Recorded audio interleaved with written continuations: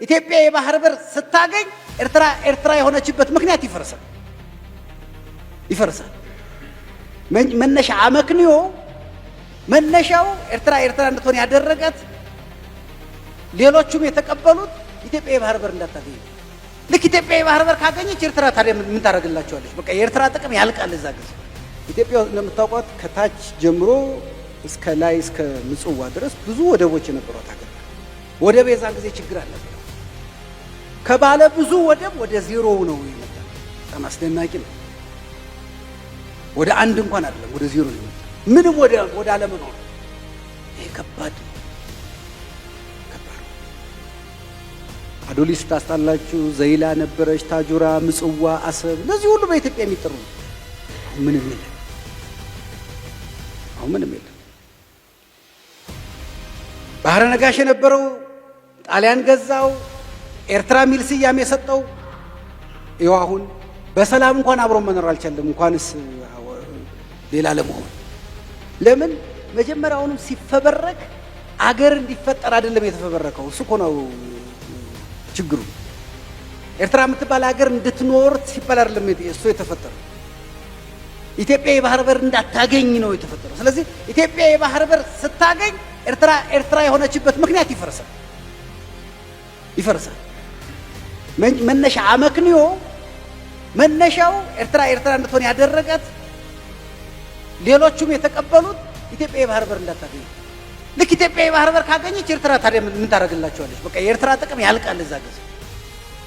ስለዚህ በኢትዮጵያ ጥቅምና በኤርትራ ጥቅም መካከል ነው አሁን ይሄ ትልቁ ችግር የሚፈጠረው እንጂ የ100 ኪሎ ሜትር የአሰብ የምናምን ጉዳይ አድርጋቸዋት። ራሷ ኤርትራ የተፈጠረችበት ምክንያት ነው የሚፈርሰው። ኢትዮጵያ የባህር በር ከየትም ብታገኝ ከኤርትራ ማግኘቷ እኮ አይደለም። ለምሳሌ ሶማሊያዎች ወይም ሶማሌላንድ ወይም ጁባላንድ ለኢትዮጵያ ወደብ ቢሰጡ ኤርትራ የሆነችበት ምክንያት ይፈርሳል።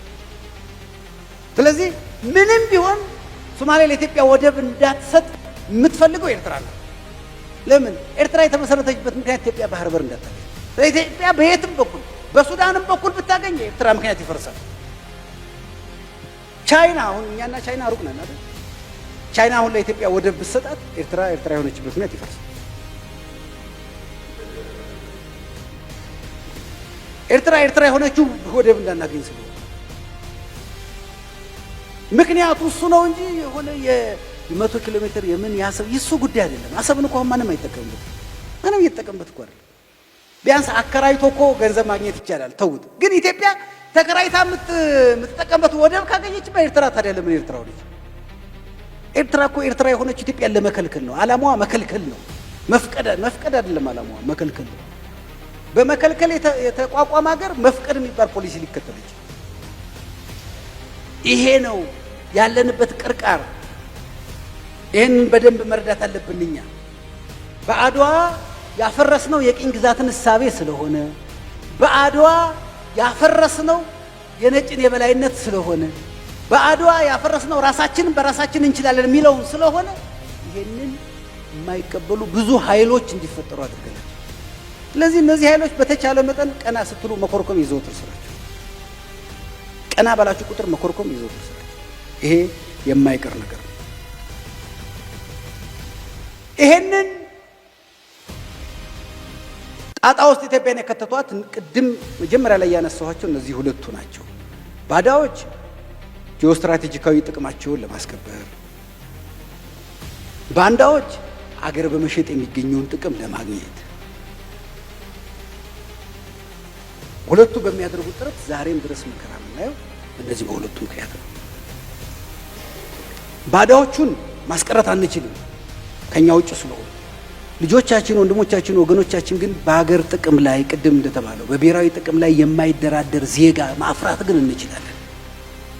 ራስኛ እንችላለን። እኔ ከብልጽግና ጋር የተለየ ነው።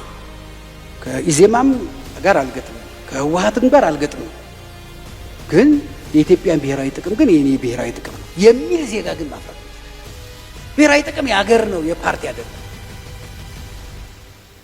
የሀገር ነው። ኢትዮጵያ ወደብ ቢኖራት፣ ኢትዮጵያ አንድነቷ ተጠብቆ ቢኖር፣ ኢትዮጵያ በኢኮኖሚ ብታድግ ሁሉም ነው የሚጠቀመው እንጂ ይሆን አይደለም። ፓርቲዎች እኮ አልፈዋል። አገር ናት የቀጠለችው። ስለዚህ አገርን ከፓርቲ አገርን ከመሪ አገርን ከመንግስት ሰው ለይቶ እንዲያውቅ ማድረግ ነው የኛ ግዴታ። እነዚህ ይቀላቀላል። ሁለቱን እንቀላቅለውና መንግስቱን ስንጠላ አገርን፣ ፓርቲውን ስንጠላ አገርን እንጠላዋለን። አንድ ጥሩ ምሳሌ እናንተም ሁላችሁም በዘፈንም ብዙ የሚታወቁ ስለሆነ አንድ ሰውዬ ላንሳ። ሊጋባው በየነ ብዙ ስለተዘፈነላቸው እንዲህ ሰውዬ የአፄ ምኒልክ ሰው ናቸው። አፄ ምኒልክ በሞቱ ጊዜ የሚነግሰው ገሌ ነው ብለው አደራ ስላሉ የምኒልክን አደራ ተቀብለው የቆዩ ሰው ናቸው። በኋላ ልጅ ኢያሱ ከመንግስትነት ሲወገድና እነ ራስ ተፈሪ ሲመጡ አልተስማሙ። ይሄ ቃል ከገባኑ ውጭ ነው ብለው አሰቡ። ለዚህም ቢያሉ እምቢ ከሚሉት ወገን ሆኑ። በዛ ምክንያት ከራስ ተፈሪ ጋር አልተስማሙ። ብዙ ግጭት ነበራቸው።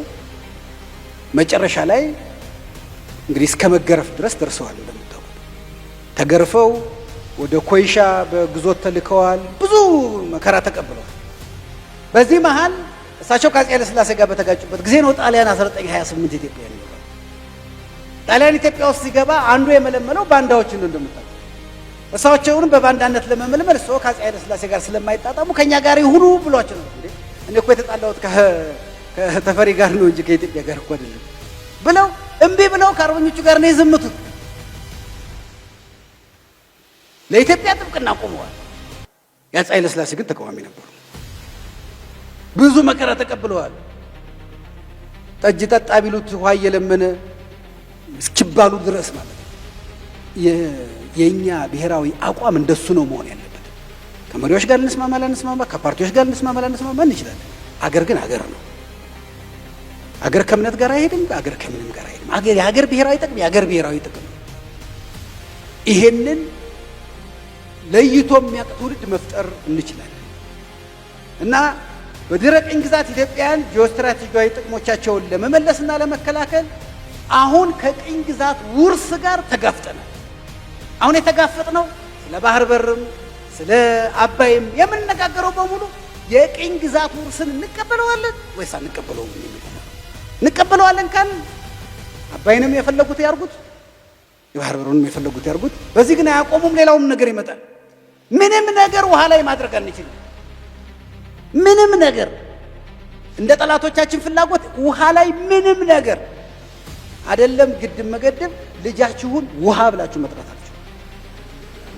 ውሃ ብላችሁ ስትጠሩ ይሄ ሰውዬ የብሔራዊ ጥቅማችን ጠላት ነው ብሎ ነው የሚያጥኝ።